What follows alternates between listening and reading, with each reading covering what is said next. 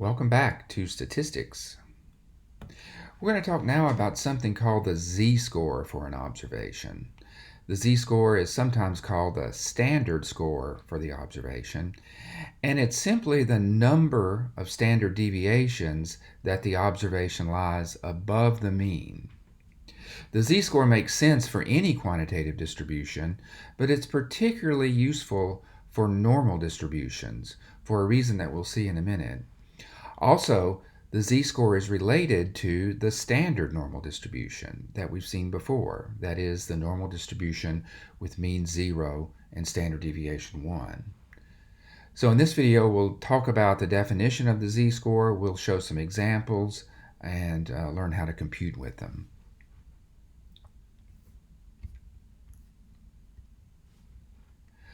So I want to begin with two computations that wind up having the same result and ask whether it's a coincidence.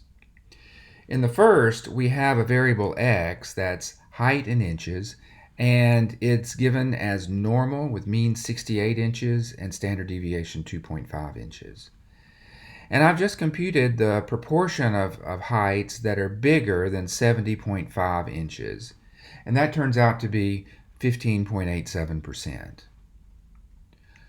My second example is IQ, which is normal with mean of 100 and standard deviation of 15.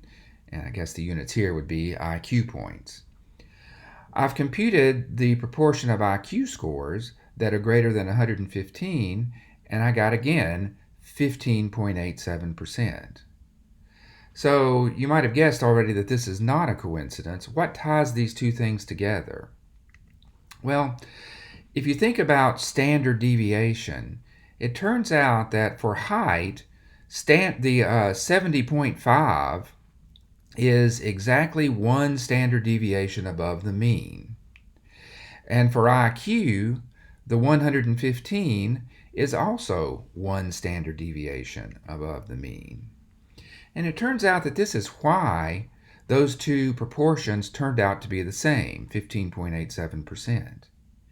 In fact, it's generally true that proportions calculated from a normal distribution depend only on the number of standard deviations from the mean that we're dealing with. That number of standard deviations is called the z-score.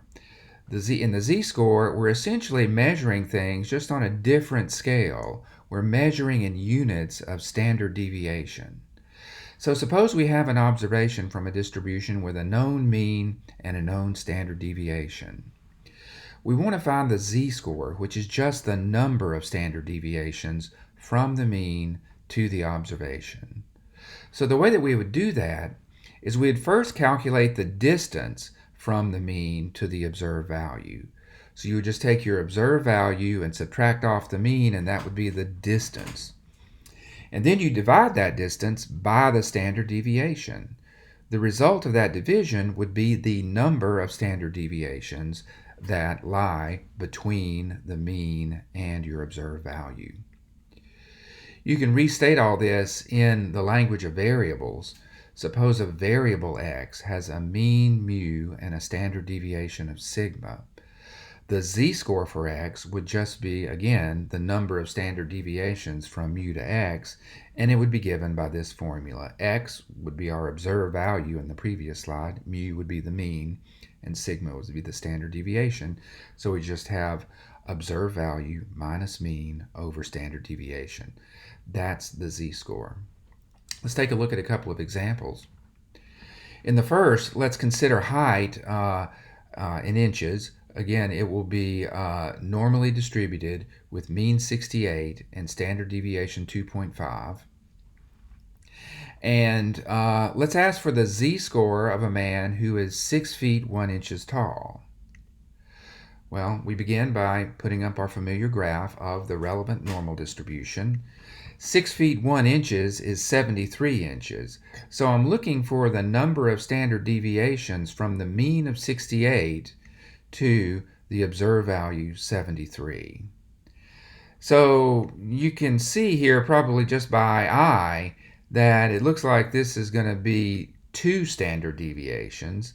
And that's in fact right. If you just plug into the formula, z is x minus mu over sigma, so you get 73 minus 68 over 2.5. That'd be 5 over 2.5, which is 2. So the z-score for a height of 73 inches would be 2, because 73 is 2 standard deviations above the mean of 68. Let's take a look at another example. Again, same variable, same distribution, height, normal with mean 68 inches and standard deviation 2.5. Let's look for the z-score of a man who is 5 feet 4¼ inches tall. So now we're looking for the number of standard deviations between the observed value of 64.25 and the mean of 68. Here it's a little less easy to eyeball because it's not going to turn out to be an even number, a whole number of standard deviations. But we can still just plug into the formula. Z is x minus mu over sigma, so that would be 64.25 minus 68 over 2.5. That turns out to be -1.5. So our z-score is -1.5.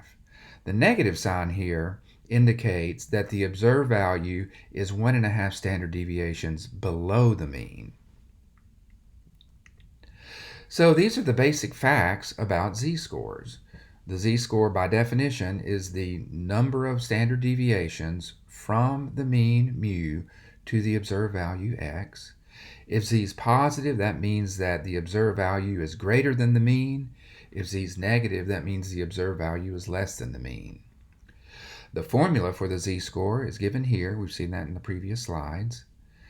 That would be the formula for computing the z-score given the observed value x. Sometimes you're also asked to compute the observed value given a z-score.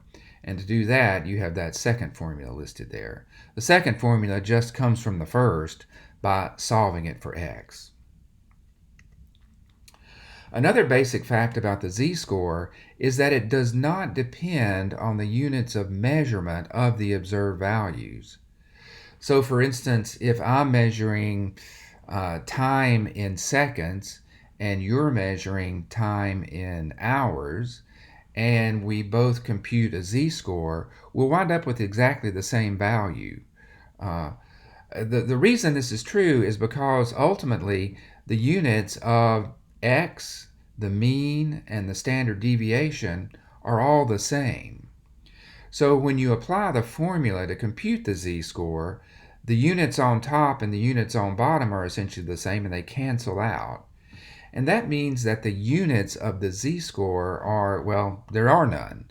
A z-score is unitless, and it remains the same no matter what the units of measurement of the original variable x are. So let's think about the z-score now from the point of view of distributions, right? Like histograms and so on. The observed values x had some distribution. Suppose you took each observed value and computed its z-score and then threw all those z-scores into a histogram.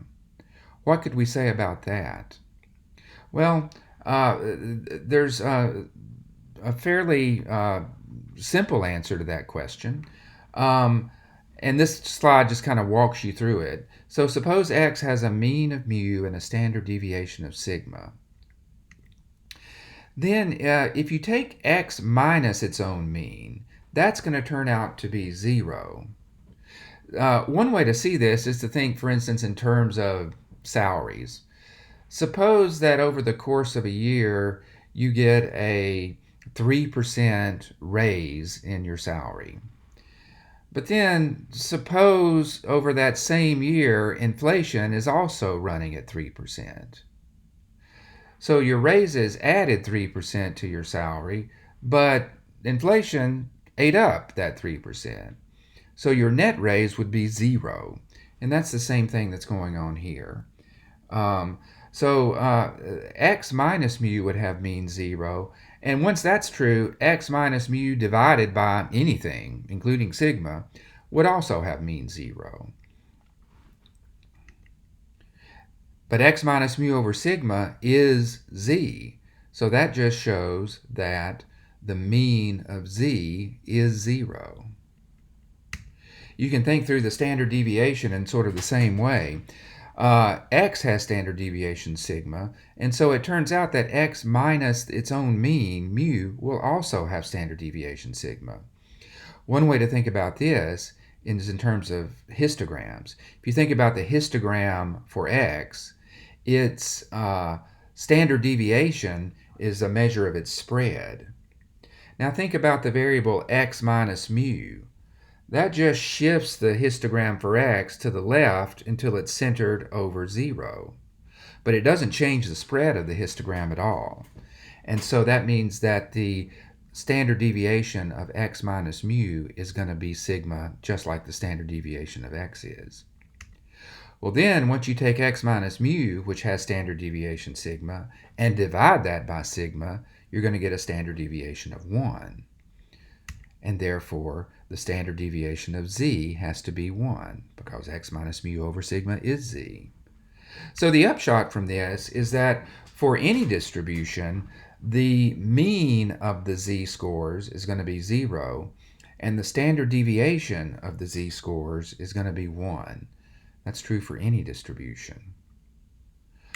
But for normal distributions, even more is true. If the original variables have a normal distribution, then the z-score, it turns out, will also have a normal distribution.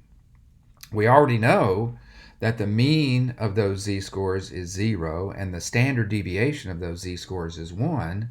So it follows that if you start with a normal distribution, the z-scores are going to be also normally distributed with mean 0 and standard deviation 1. In other words, z-scores from a normal distribution always have the standard normal distribution. Finally, let's just think a little bit about calculations with z-scores, and I mean calculations with the normal curve. All you have to remember here is that the mean is 0 and the standard deviation is 1 when you're dealing with z-scores. Z-scores from a normal distribution have the standard normal distribution. So just use that in whatever calculating tool you're using and compute the areas and their proportions as normal.